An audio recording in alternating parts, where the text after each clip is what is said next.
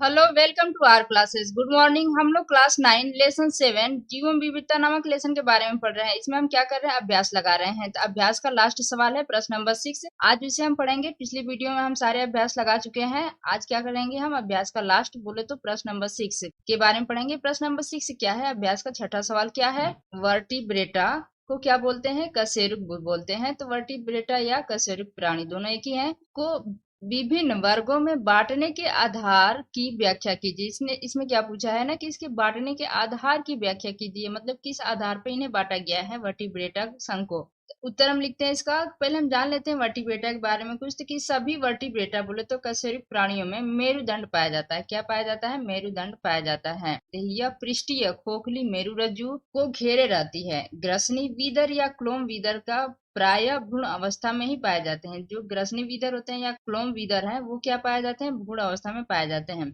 जलीय जंतु जैसे कि मछली की वयस्क अवस्था में क्लोम बोले तो गिल्स पाए जाते हैं। और मेरुरज्जु का अग्रभाग जो होता है वो मस्तिष्क बनाता है। सिर पर नेत्र, कर्ण तथा घ्राण ग्राही आदि संवेदी अंग होते हैं। अतः कंकाल सुविकसित होते हैं। जो कशेरुक प्राणी होते हैं उनके जो है अंतः कंकाल जो होते हैं वो सुविकसित होते हैं। पेशियां अंतः कंकाल से लगी होती हैं। पेशियां तथा अस्थियां प्रचलन में सहायक होते हैं। अब जान लेते हैं वर्टिब्रेटा को कितने वर्गों में बांटा गया है। तो वर्टिब्रेटा के निम्नलिखित 5 वर्ग हैं। कितने वर्ग हैं, 5 वर्ग हैं। पहला क्या है, मत्स्य वर्ग। दूसरा है जल स्थलचर वर्ग। तीसरा है सरीसृप वर्ग। चौथा है पक्षी वर्ग या इसको एबीज भी बोलते हैं, एबीज वर्ग। पांचवा है स्तनपायी वर्ग। तो यही पूछ रहा है कि ये जो 5 वर्ग हैं, मत्स्य, जल स्थलचर, सरीसृप, पक्षी वर्ग, स्तनपायी, तो 5 वर्गों में बांटने की आधार की व्याख्या कीजिए, मतलब इस वर्गों को किस आधार पर बांटा गया है। तो अब इसे हम जान लेते हैं कि वर्टिब्रेटा के वर्गीकरण के मुख्य आधार। हेडिंग लिख लेते हैं। अब इसमें जानते हैं कि वर्टिब्रेटा बोले तो कशेरुक प्राणी को विभिन्न वर्गों में बांटने के मुख्य आधार निम्नलिखित हैं। पहला देखते हैं कि वयस्क अवस्था में या भ्रूण अवस्था में क्लोम वीदर का पाया जाना है। पहला क्या है इनका,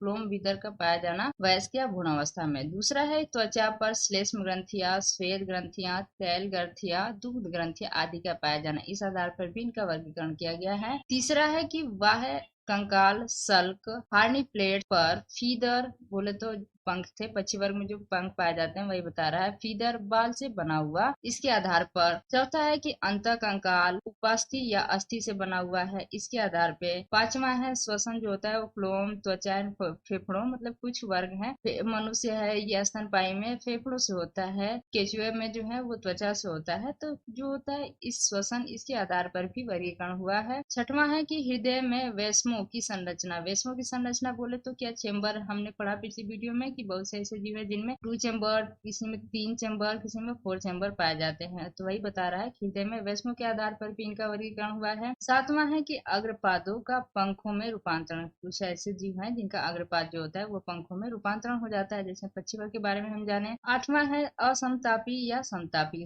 असमतापी जंतु या समतापी जंतु, इसके आधार पर भी हमने देखा स्तनपायी और सरीसृप वर्ग के बारे में कि कुछ जंतु क्या है असमतापी है, कुछ जंतु क्या है समतापी है। नौवां है अंडज या जरायुज, मतलब कि कुछ वर्ग के जो है जीव वो क्या है, अंडज है, अंडा देने वाले हैं, और कुछ वर्ग के जो जीव है वो बच्चा देते हैं। 10वां है कि अंडे जो होते हैं जल में देना या जल से बाहर देना। अंडे कवच रहित या कवच युक्त होना, इसके आधार पर भी बांटा गया। मतलब कि कुछ अंडे जो होते हैं, कुछ जीव होते हैं वो अंडे कहाँ देते हैं, जल में देते हैं। कुछ जीव जो होते हैं जल से बाहर देते हैं। और कुछ जीव के अंडे जो होते हैं उनपे कवच होता है। कुछ जीव के अंडे जो होते हैं वो बिना कवच के होते हैं। इसके आधार पर वर्टिब्रेटा के विभिन्न वर्गों में बांटने का ये आधार है। अगली वीडियो में हम लेसन 8 गति बोले तो मोशन के बारे में पढ़ेंगे। Thank you for watching. Please like and subscribe my channel.